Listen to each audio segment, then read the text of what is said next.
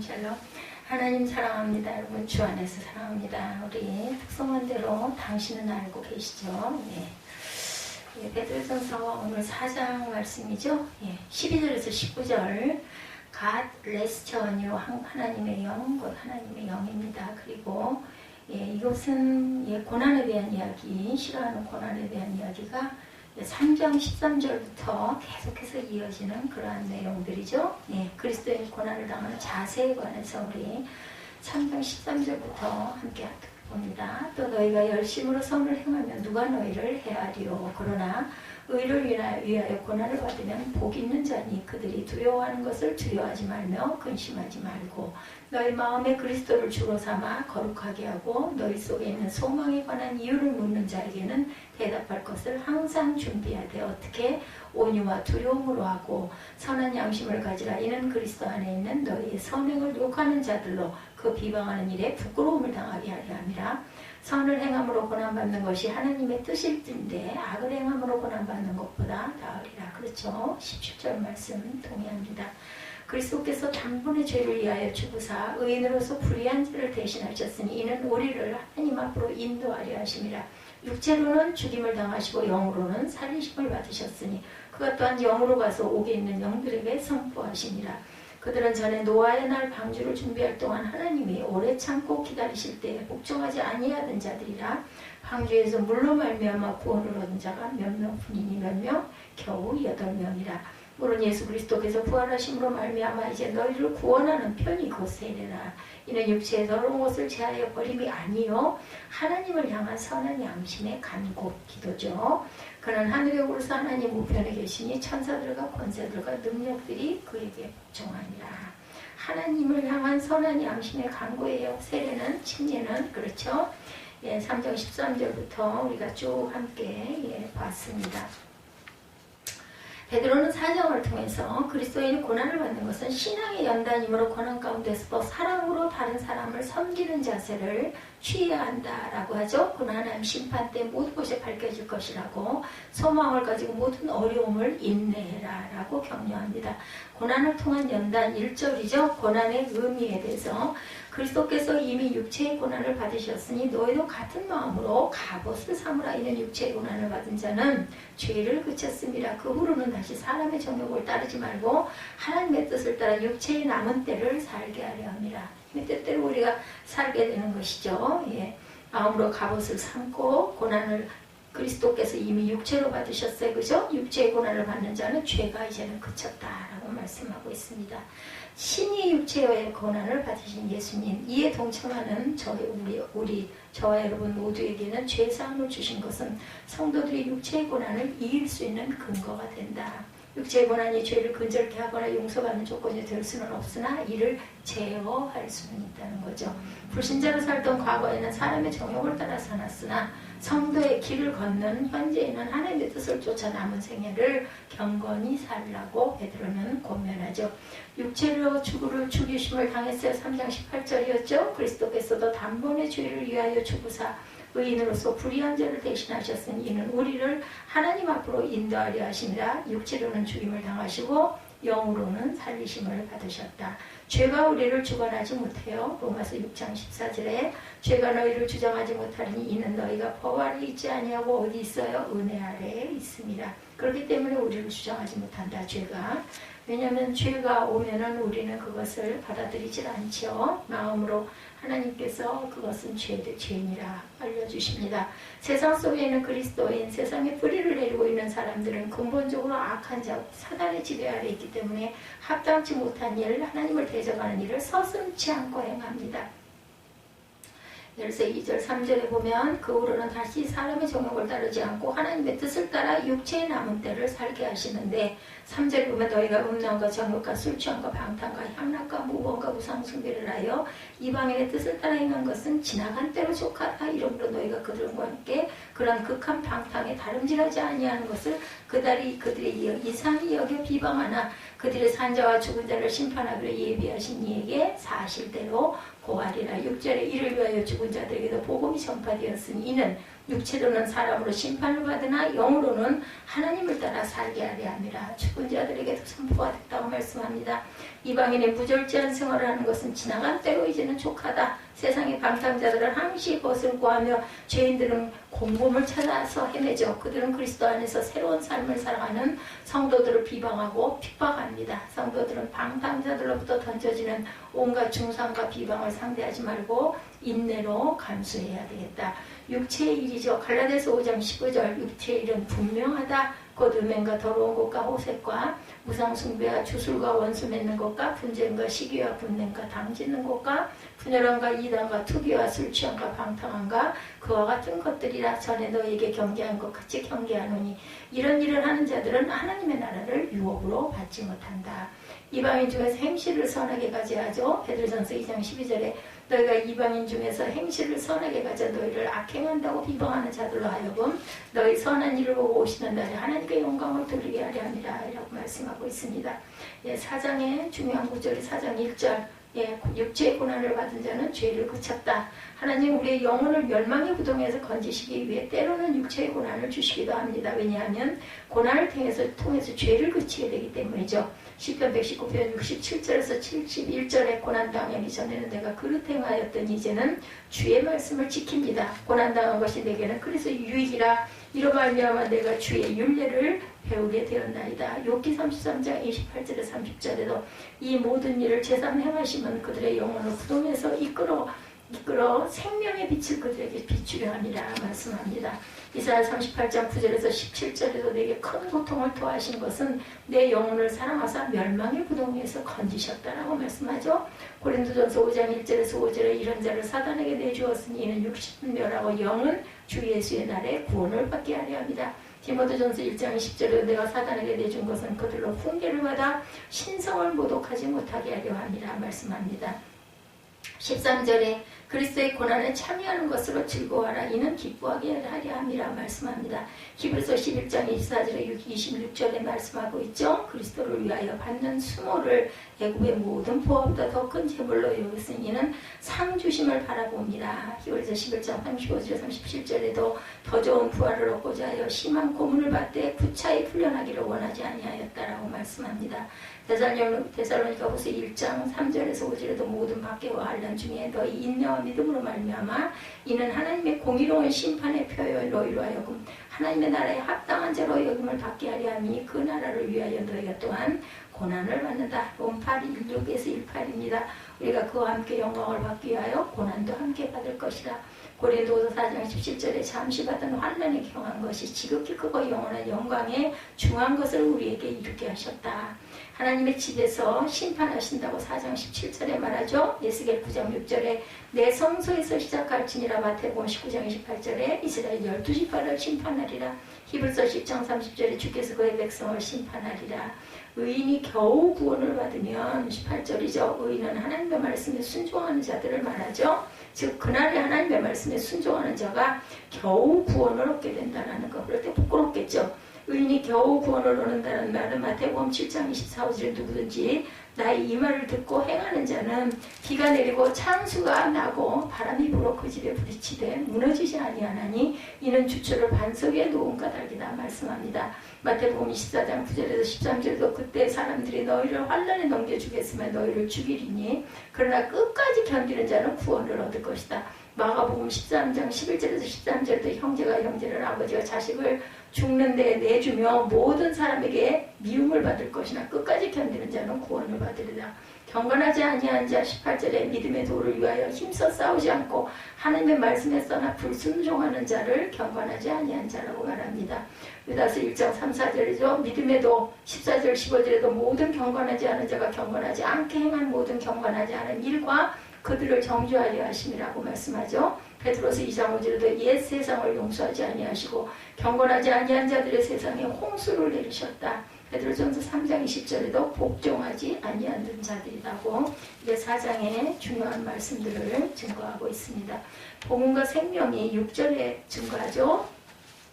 몸은 죄로 인해 죽을 수밖에 없지만 영은 복음을 제공하는 생명으로 말미암아 하나님과 더불어 영원히 살 것이다 라고 말씀하고 있습니다. 6절이죠. 이를 하여 죽은 자들에게도 복음이 전파되었으니 이는 육체로는 사람으로 심판을 받으나 영으로는 하나님을 따라 살게 하려 함이라 이렇게 말씀합니다. 영은 의인을 의를 인하여 살았다. 로마서 8장 10절이죠. 그리스도께서 너희 안에 계시면 몸은 죄로 말미암아 죽은 것이나 영은 의로 말미암아 살아있는 것이니라. 복음은 육체의 죽음에 이른 자들에게 영원한 생명을 제공하는 능력이다. 요한일서 3장 14절입니다. 모든 이에게 생명을 주는 복음의 위대성은 굉장한 위력을 갖고 있죠. 복음이 죽은 자들에게 생명을 주는 목적은 바로 영으로는 하나님처럼 살게 하는 데 있죠. 복음은 영생을 약속하기에 인간에게 있어 가장 소중한 것이다. 마지막 때의 교훈이 7절에 만물의 마지막이 가까웠으니 그러므로 너희는 정신을 차리고 근신하고 기도하라고 말씀합니다. 정신을 차리고 근신하고 기도하라. 예. 베드로는 성도들에게 마지막이 가까웠으니 정신을 차리고 근신하여 기도하라고 말합니다. 만물의 마지막이란 구체적으로 세상의 종말을 가리킵니다. 말세를 당한 성도들은 자신의 신앙 지침으로 정신을 차릴 뿐만 아니라 더 나아가 근신의 삶을 사는데 주력해야 되겠다. 내사의 자제력을 갖고 진지하고 분별력이 있는 것도 중요하지만 이 모든 것을 견고하게 하는 것이 기도다. 따라서 기도는 힘써해야 합니다. 그리스도께서 나라를 아버지 하나님께 바칠 때 고린도전서 15장 24절이죠. 24절 그 후에는 마지막이니 그가 모든 통치와 모든 권세의 능력을 멸하시고 나라를 아버지 하나님께 바칠 때라. 자지 말고 깨어있으라. 데살로니가전서 5장 6절이죠. 그러므로 우리는 다른 이들과 같이 하지 말고 오직 깨어 정신을 차릴지어다. 오늘 조 실장이 이야기를 하는데 그저께 애가 병원가에 막 열이 둘째가 3회라고 동갑내기가 막 열이 고열이 나가지고 완전히 아주 초죽음 초긴장 아주 간이 바짝바짝 타는 그런 경험을 하고 기도를 하라고 주변에서 얘기하는데 속으로 그랬대요. 기도는 무슨 기도 이미 다 그렇게 결정지어줬으면 코로나면 코로나지 이러고는 기도도 안 했다고 합니다. 근데 정말 그 병원에 나오기는 나왔는데 밥도 먹을 수가 없고 주변 사람들에게 전염이 되면 어떻게 하나 애들도 애가 넷이나 되는데 이제 둘째가 코로나 바이러스에 감염이 됐으면 나머지 애들은 과연 어떻게 하나 아주 정말 죽을 맛이었다고 그래요. 열이 39도 8까지 올라가고 병원에 갔는데 열이 나니까는 아무것도 진찰도 하지 않고 코로나 검사만 하고 주사 한 대 놔서 가라고 그랬대요. 그래가지고는 그거 결과를 기다리느라고 코로나 바이러스 결과가 하루 만에 나오나 보죠. 그 다음날까지 아주 죽을 똥을 싸고 모든 애들도 다 학원 가는 것도 중지를 시키고 출근을 가까스로 해가고도 누구한테 말도 못하고 아주 정말 죽을 지옥을 헤맸다고 그러더라고요.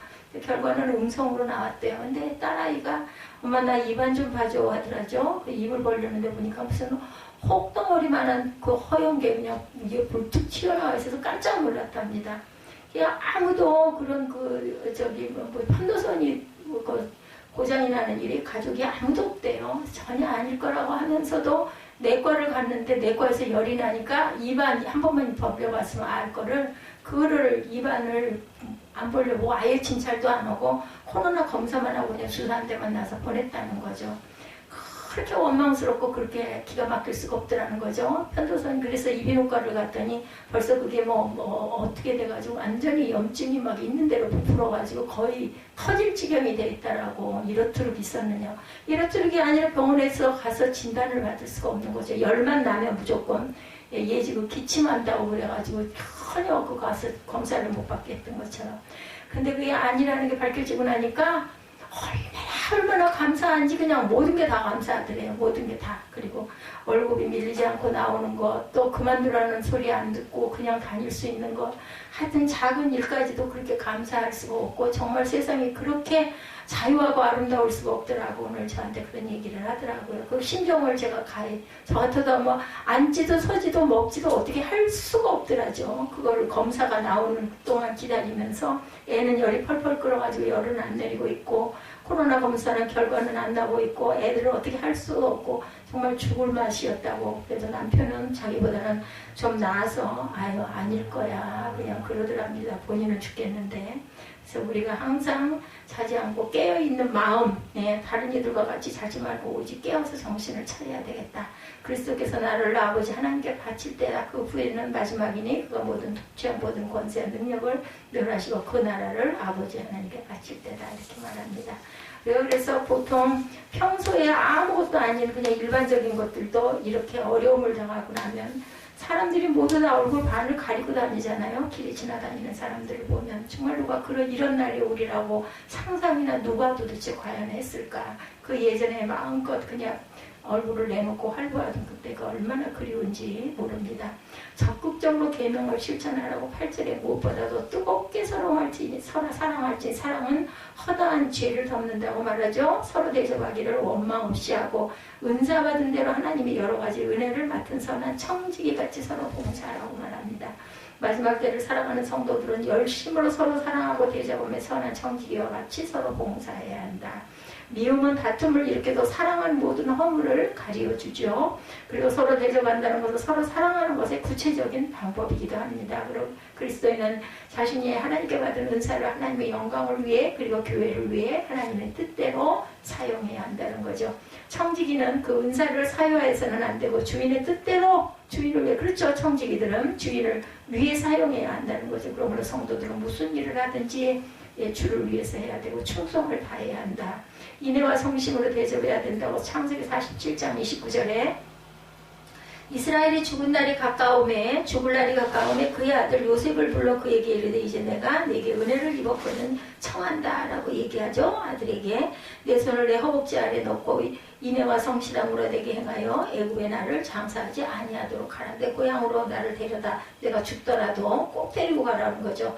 하나님의 은혜를 헛되이 받지 말아야 고린도서 6장 1절에 우리가 하나님과 함께 일하는 자로 너희를 권하노니 하나님의 은혜를 헛되이 받지 말라 말씀합니다. 하나님께 영광을 돌리라고 그러죠.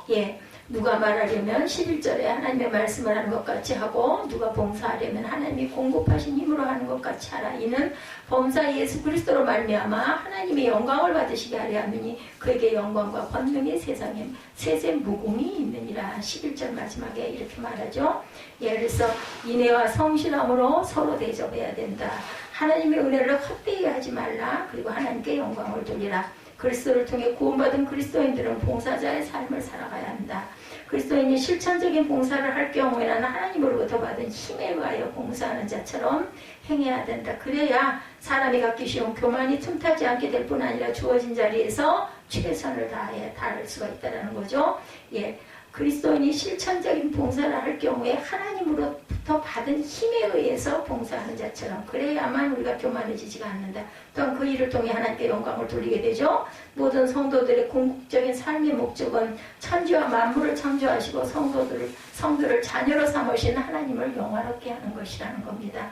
하나님은 성도의 힘이시죠. 시편 22편 19절에 야훼여 멀리하지 마옵소서 나의 힘이시여 속히 나를 도우소서. 무엇을 하든지 다 하나님의 영광을 위해서 해야 된다 그러죠. 고린도서 10장 31절에 그런즉 너희가 먹든지 마시든지 무엇을 하든지 다 하나님의 영광을 위하여 하라 말합니다.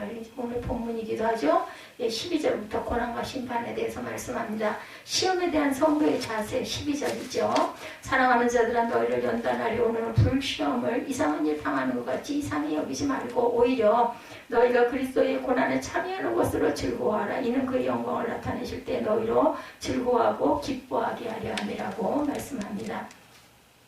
고난은 그리스도인으로 하여금 예수 그리스도를 더욱더 닮아가게 합니다. 고난받으신 주를 닮아가는 것보다 더 큰 기쁨은 없을 것이다.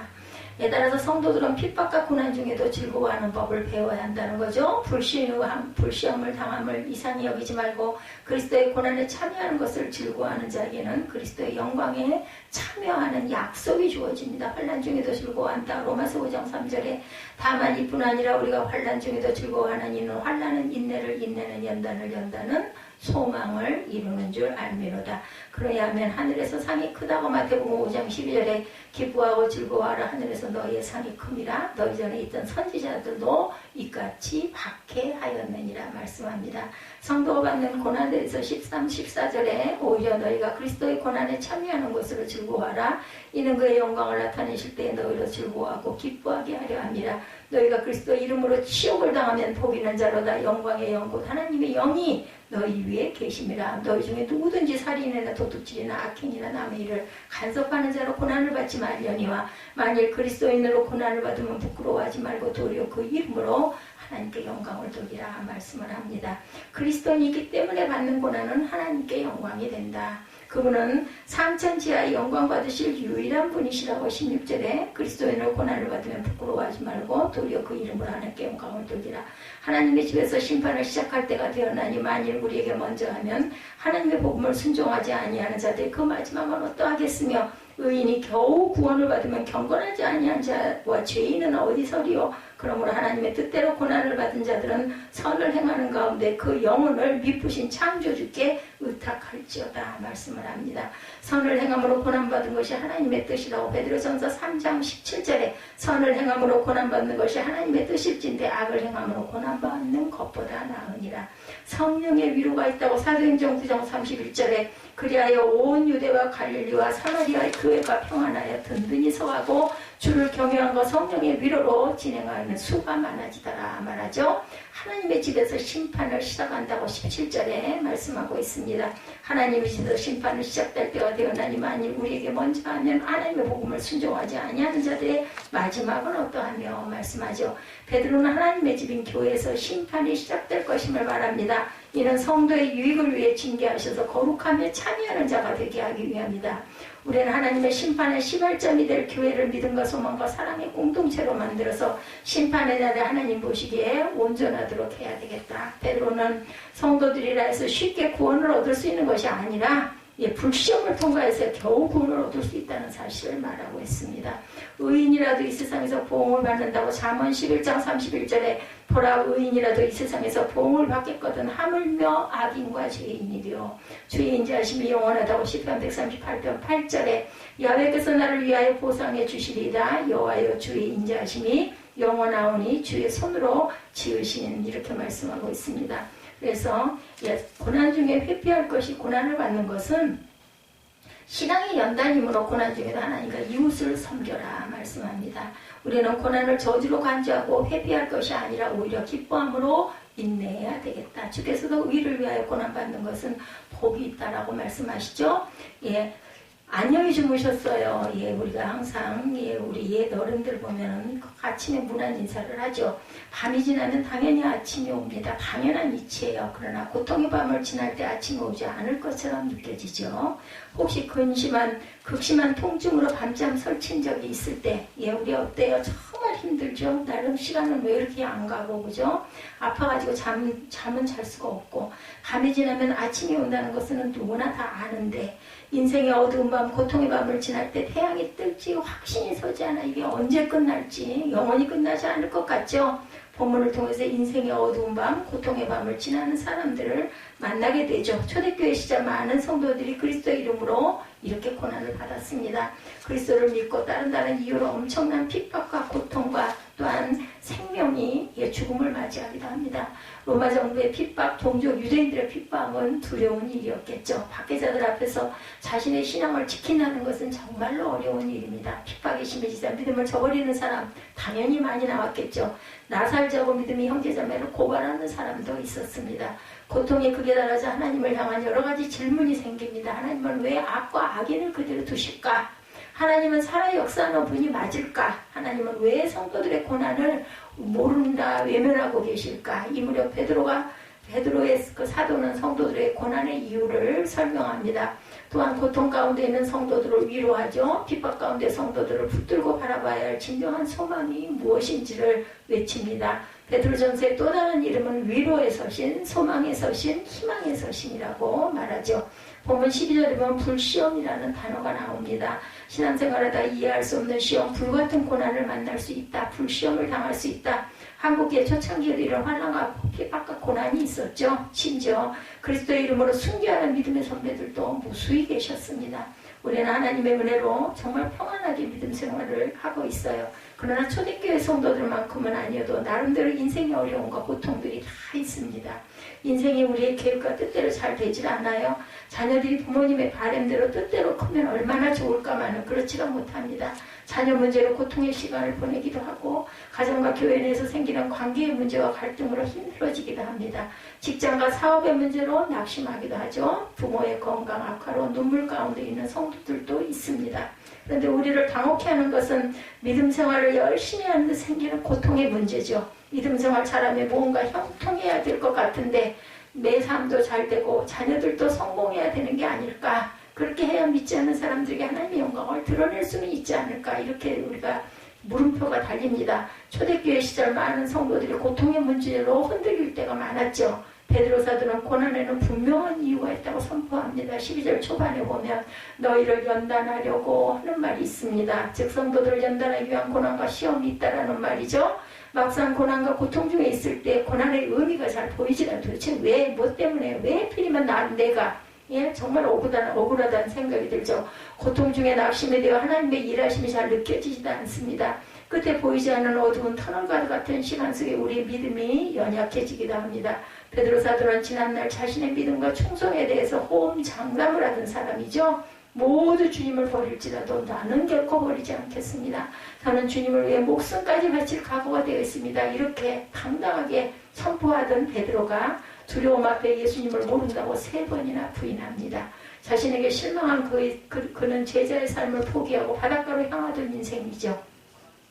흔들렸던 베드로 사도가 훗날 다시 일어서게 되는데 2가지 계기가 있었죠. 첫 번째는 예수님의 부활 사건, 2번째는 성령의 충만함을 받아서입니다.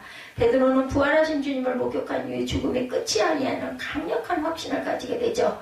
또한 성령의 충만함 속에 담대함으로 복음을 선포하게 됩니다. 성령께서 베드로의 마음과 생각과 영혼을 다스리신 이전에 베드로가 절대로 아니죠. 세월이 흘러 베드로 사도는 자신의 삶을 회상해 봅니다. 그리고 고난의 의미에 대해서 고백하죠. 하나님께서 나를 연단하셨구나. 고난의 고통의 의미를 깨달은 베드로 사도는 고백합니다. 12절에 고난과 시험을 이상히 여기지 말라. 13절에 고난을 즐거워하라. 14절에 그리스도의 이름으로 치욕을 당하면 복 있는 자로다. 본인이 그거 견디고 감당하고 깨달은 그 결과는 바로 이것이에요. 고난과 시험을 이상히 여기지 말아라. 고난을 차라리 즐거워하라. 그리스도 이름으로 치욕을 당하는 자는 복 있는 자로다. 고난을 즐거워한다는 것이 가능하지 않죠. 어떻게 고난을 기뻐하고 감사할 수 있겠나? 어떻게 치욕과 고난이 복이 될 수가 있겠는가? 베드로 사도는 어떻게 이런 고백을 할 수 있었을까요? 성도들이 고난과 시험 중에 즐거워 기뻐할 수 있는 이유는 14절 후반전에 영광의 영 곧 하나님의 영이 너희 위에 계십니다. 그러니까 주님께서 나와 함께 임마누엘 해주시면은 우리 모든 고난은 기뻐하고 즐거워할 수 있다는 거죠. 그래서 성도가 누릴 수 있는 최고의 영광과 상급은 영광의 영, 하나님의 영이 우리와 함께 하실 때, 우리가 어떤 고난과 어려움이 있을 때 우리를 뭐라 그래요? 온전하게 하고 말씀하죠. 잠깐 고난당한 너희를 친히 온전하게 하시고 굳건하게 하시며 강하게 하시며 털을 견고하게 하시면 우리가 평강 가운데 거하겠다. 베드로전서 5장 13절이죠. 14절. 너희는 사랑의 입맞춤으로 서로 무난하라. 그리스도 안에 있는 너희 모든 이에게 평강이 있을지어다. 이 모든 고난을 통과하고 나면은 모든 은혜의 하나님 곧 그리스도 안에서 너희를 부르사 자기의 영원한 영광에 들어가시니까 잠깐 고난을 당한 너희를 친히 온전하게 하시고 굳건하게 하시며 강하게 하시며 탑을 견고하게 하시리라. 권능이 세세무궁토록 그에게 있을지어다 하죠. 택하심을 함께 받은 바벨론에 있는 교회가 너희에게 무난하고 내 아들 마가도 그리하느니라. 너희는 사랑의 입맞춤으로 서로 무난하라. 그리스도 안에 너희 모든 이에게 평강을 줄 것이라고 이렇게 말씀을 하시죠. 우리가 어떤 영광과 상급을 우리가 기대할 때 자녀들이 잘 되는 것일 수도 있고 자기가 하는 일에 성공하고 사람들에게 인정을 받고 이런 모든 것들이 우리가 뭐라 그래요? 영광과 상급이라고 생각을 합니다. 말씀을 제가 준비하면서 하나님을 향한 베드로의 갈망이 느껴졌어요. 5장에서 특히 은혜를 받았습니다. 고통 중에 베드로가 무엇을 사모했는지 14절의 고백은 너무나 강력하죠. 환난과 핍박과 고난 중에 영광의 영, 하나님의 영을 사모하게 됩니다. 왜냐하면 내 힘으로는 되지 않기 때문에, 내가 할 수 있는 일이 아니기 때문에 그는 고통이 빨리 끝나기를 고대하기보다는 영광의 영, 하나님의 영을 갈망합니다. 고난과 고통 중에 영광의 영, 하나님의 영이 베드로를 위로하죠. 환난과 핍박 중에 영광의 영, 하나님의 영이 베드로를 즐겁게 하고 기쁘게 한다. 하나님의 영이 우리에게 임하시면 고난과 핍박을 잊게 되죠. 기뻐집니다. 감사가 됩니다. 찬양을 하게 됩니다. 이렇게 됐을 때 우리에게 주님께서는 우리 마음을 위로하시고 평강을 허락하시죠. 인생의 어둠 속에 영광의 영, 하나님의 영이 참된 복임을 우리는 깨닫게 됩니다. 베드로는 이 사실을 너무도 강력하게 체험했기 때문에 외치죠. 불시험 당하는 일은 이상히 여기지 말아라 말합니다. 그리스도의 고난에 참여하는 것을 즐거워하라고 말합니다. 그리스도의 이름으로 치욕을 당하면 복 있는 자다. 왜냐하면 영광의 영 하나님의 영이 나와 함께 하심을 내가 깨달아 알게 되고 기뻐진다라는 거죠. 오늘 살아가는 저와 여러분 중에 혹시 이런 분들이 계십니까? 주님을 너무 사랑하는데 이해할 수 없는 불같은 시험이 있습니다. 그리스도의 이름 때문에 고난과 치욕 가운데 있습니다. 그런 성도들이 하나님께서 베드로를 통해 주시는 위로의 말씀이죠. 16절에 만일 그리스도인으로 고난을 받으면 부끄러워하지 말고 도리어 그 이름으로 하나님께 영광을 돌리라. 그리했을 때 우리에게 뭐라고요? 그렇게 했을 때 하나님의 집에서 심판을 시작할 때가 되었나니 만일 우리에게 먼저 하나님의 복음을 순종하지 아니하는 자들은 마지막에 어떨 것이냐. 의인이 겨우 구원을 받으면 경건하지 아니한 자와 죄인은 어디에 쓰겠느냐. 하나님의 뜻대로 고난을 받는 자들은 선을 행하는 가운데 영혼을 미쁘신 창조주께 의탁해라. 이렇게 말씀합니다. 베드로 사도는 성도들에게 질문하죠. 그리스도인으로 고난을 받으면 그리스도 때문에 고난 중에 있느냐? 그렇다면 그 사람은 진정한 그리스도인이다. 그 사람은 그리스도께 속한 사람이다. 그리스도의 이름으로 당하는 고난과 고통이 있을까? 그렇다면 즐거워하고 기뻐하라. 진정한 그리스도인 그리스도께 속한 사람이죠. 베드로 사도는 성도의 삶 제자 일에 고난이 없다고 말하지 않습니다. 오히려 그리스도의 이름으로 당하는 고난과 치욕이 있다라고 외칩니다. 제가 오늘 그 새로 이사온 그 연집과 자리 사람들하고 이야기를 하다가 옥신각신하다가 무슨 말을 들었냐면은 자질이 안 된다는 소리를 들었어요. 목회자가 뭐 그따위냐 자질이 안 된다. 참 기가 막히다. 그래요.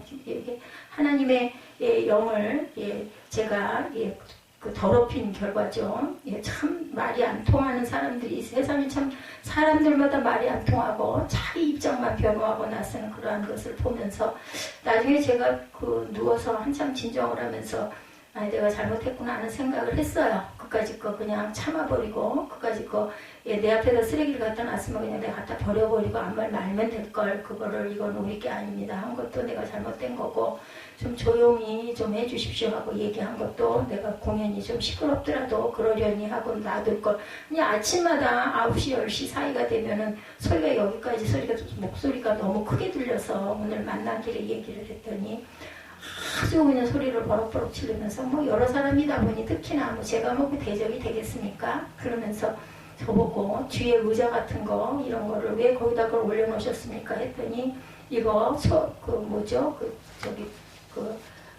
법에 위반이 되는 거라고 이런 거 다 치우라고 막 그러더라고요. 여자분이. 그래서 내가 무슨 치우겠다고 얘기를 하면서 혹시 이걸 여기다 의자 하나를 놓은 게 당신네들에게 어떤 피해를 줬느냐라고 내가 물어봤어요. 그 일에 이 얘기를 왜 하느냐고. 너무나 잘 알아. 기억나네. 소방법에 위배된다고 여자가 막 그렇게 얘기를 하더라면서 본인은 하고 싶은 거 다 하면서 자신들한테 뭐라고 한다고 얘기를 해요. 그죠? 본이 되지 않았던 것 같아요. 그런 걸로 보면. 깨끗하게 거기에 뭘 늘어놓지 말아야 되는데 우리 입장으로는 어쩌지 못해서 놔뒀지만 소방법에 위반이 된다면 치우는 게 맞겠죠. 그거를 받아들일 줄 알아야 되는데 저도 반발이 일어나더라고요. 말이 통하지가 않아. 내가 얘기를 한 거는 조금 말씀하실 때 좀 조용히 해달라. 자기네들은 사람이 없었대요. 2사람밖에 나오질 않고 떠들 사람이 아무도 없다는 거죠. 그래서 문이 열려 있어서 죄송하지만 문을 좀 닫고 말씀하라고까지 얘기를 해서 문들을 닫았다니까는 뭐 절대 아니래. 자기들은 안 그랬대. 그럼 내가 거짓말을 하는 결과죠. 그리고 목사가 목사의 자질이 없다라는 소리를 들었습니다. 하나님의 영광을 가린 거죠. 베드로는 그리스도께 속한 사람임을 잊지 않습니다. 우리가 그리스도인이라는 것을 절대로 잊어서는 안 되겠죠. 하나님을 모욕하게 하는 그런 언어를 받게 하지 말아야 되겠죠. 고통 중에도 그리스도인으로서 당하는 고난을 부끄러워하지 않았고 성도가 그리스도 이름으로 고난을 당하는 것은 오히려 영광이라는 거죠. 베드로는. 그러나 자신의 이기심과 어리석음 때문에 고난을 자초한다면 그것은 부끄러운 일이죠. 15절이죠. 너희 중에 누구든지 살인이나 도둑질이나 악행과 남의 일을 간섭하는 자로 고난을 받지 말려니와. 베드로 사도는 교회 안에서 시기와 다툼과 악행을 조심하라고 말합니다. 쓸데없이 다른 사람의 일에 참견하여 문제를 만들지 말라는 거죠. 문제를 일으켜서 고난을 받는다고 말하는 것은 어리석은 일이다. 이것은 그리스도의 이름으로 받는 고난이 아니라는 거죠. 내 자신이 잘못한 거니까. 오늘 같은 경우도 제가 잘못한 거죠. 그래도 그냥 말을 하지 말았더라면 좋았을 것인데 예, 그걸 꼭꼭 집어서 얘기한 게 제가 잘못된 것 같습니다. 문제를 일으키면서 고난을 받는다고 말하는 것은 어리석고 이것은 그리스도의 이름으로 받는 고난이 아니라는 거죠. 자신의 감정과 분노와 어리석음으로 인한 발생한 부끄러운 일이다. 17, 8절에 베드로 사도는 심판에 대한 이야기를 합니다. 하나님의 집에서 심판을 시작될 때가 되었나니 만일 우리에게 먼저 하면 하나님의 복음을 순종하지 아니하는 자들의 마지막은 어떨 것이며 의인이 겨우 구원을 받으면 경건하지 아니한 자와 죄인은 어디에 설 것이냐. 베드로는 하나님의 심판이 멀지 않았다. 17절 초반에 보면 하나님 집에서 심판을 시작할 때가 되었나니라고 이야기합니다. 그리스도인이나 그리스도를 거부하는 사람들이나 마지막 때 심판은 누구에게나 다 있죠. 그리스도인에게 심판은 생명과 구원과 위로와 평안의 또 다른 이름입니다. 반면 죄인과 악인들에게 심판은 파멸과 사형 선고의 또 다른 이름, 똑같은 이름인데 심판은 생명과 구원과 위로와 평안의 또 다른 이름. 그리스도인에게는 죄인과 악인들에게는 심판은 파멸과 사형 선고와 같은 또 다른 이름. 초대교회 성도들은 마라나타라는 인사를 서로 나눌 때가 있었죠. 주님께서 곧 오신다는 간절한 소망이 담은 고백이에요. 우리 입술의 고백이 굉장히 중요하죠. 고통 중에 있는 성도들은 언제가 주님께서 오셔서 그들의 눈물을 닦아주실 것을 확신했습니다. 얼마나 고난스러우면 바라볼 곳은 이제 하늘밖에 없는 거죠. 지금은 번성하는 것 같지만 악인들은 심판을 받을 것인 것은 확실합니다. 그러므로 심판은 성도들에게는 평안이고 악인들에게는 죽음이 된다는 것. 마지막으로 19절을 보면 그러므로 하나님의 뜻대로 고난을 받는 자들은 선을 행하는 가운데 그 영혼을 미쁘신 창조주께 의탁할지어다. 누군가를 신뢰한다는 것은 위험천만한 모험입니다. 은행의 도를 예치한다는 것 생각해보면 사실은 어떻게 보면 불안하기도 하죠. 버스나 비행기를 탄다는 것도 위험한 일이에요. 그 추락하면 어떡해, 그죠? 예, 수술실에 들어가는 것도 두려운 일입니다. 잘못 건드려갖고, 예, 연결을 잘못해가지고 수술이 잘못되면 죽어요. 예, 결혼한다는 것도 어떻게 보면 모험입니다. 그 사람은 어떻게 다 알겠어요? 어떻게 자신을 평생 배우자로 맡길 수가 있겠느냐는 거죠. 모두 다 모험이에요. 어떤 고해하는 그런 모습입니다. 예, 우리의 자녀를 어떻게 누군가에게 맡길 수가 있겠는가? 학교를 보내는 것도 마찬가지. 우리를 믿고 맡겼다가 배신을 당하기도 합니다. 우리는 믿었던 사람이 뜻하지 않은 실수를 하기도 합니다. 믿었던 기관이 부도를 맞고 파산하기도 합니다. 베드로 사도는 이 땅을 사랑하는 성도들에게 권면하죠. 고난 중에 끝까지 하나님의 뜻 선을 행하십시오. 당신의 영혼을 창조주 하나님께 맡겨라 말합니다. 하나님을 신뢰하고 우리의 생명과 호흡이 다하는 그날까지 창조주 하나님을 신뢰하는 저와 여러분이 되시기를 바랍니다. 사람을 믿을 수 없는데 우리가 믿을 수 있는 건 그렇다면 창조주 하나님밖에 없겠죠. 예, 고통의 문제, 인생의 고통의 밤에 대해서 오늘 본문에 설명하고 있죠. 어떻게 고통의 문제를 이해하고 설명할 수 있을까? 이 문제로 고민하고 기도하고 있을 때 하나님께서 우리의 마음에 주시는 찬양이죠. 요단강 건너편에 찬란하게, 저 요단강 건너편에 찬란하게 배는지 예루살렘 새 집에서 주의 얼굴 배우리, 빛난 하늘 그 집에 주의 얼굴 배우리, 한량없는 영광 중에 주의 얼굴 배우리. 우리 모든 수고 꼰다, 우리 모든 수고 꼰다. 세상 장막 벗고 근심 걱정 사라진 후에 주를 뵙고 성도와 함께 멸관을 쓰리. 새 예루살렘에서 찬송가의 구절들입니다. 성도들이 함께 올 때 기뻐 노래하리라. 새 예루살렘, 새 예루살렘. 호산나를 높이 불러 왕의 왕을 맞으리. 새 예루살렘에서. 베드로 사도는 그리스도 이름으로 받는 고난을 즐거워하고 기뻐하라고 그러죠. 왜냐하면 영광의 영, 하나님이 영이 저와 여러분에게 함께 하시기 때문이라는 거죠. 고난을 통해 우리가 그리스도인지 그리스도에 속한 자임을 확인하게 되기 때문이다. 고통 중에 살아가지만 우리는 언젠가 육신의 장막을 반드시 벗게 됩니다. 언젠가 하나님 앞에 서게 되고 그때 우리의 모든 눈물을 주님께서 닦아주실 줄 믿죠. 의심의 안개가 걷히고 참 위로와 평안이 넘치게 될 줄 믿습니다. 밤이 지나면 분명히 아침이 옵니다. 영광의 영, 곧 하나님의 영이 우리와 함께 하시고 인생의 어두운 밤, 고통의 밤중에도 하나님을 갈망하고 의지하며 믿음의 길을 걸어가시는 저와 여러분들이 되시기를 주님의 이름으로 축복합니다. 예, 우리 찬양 한번 해보실까요? 예, 요단강 건너편에 찬란하게, 저 요단강 건너편에 찬란하게 되는지.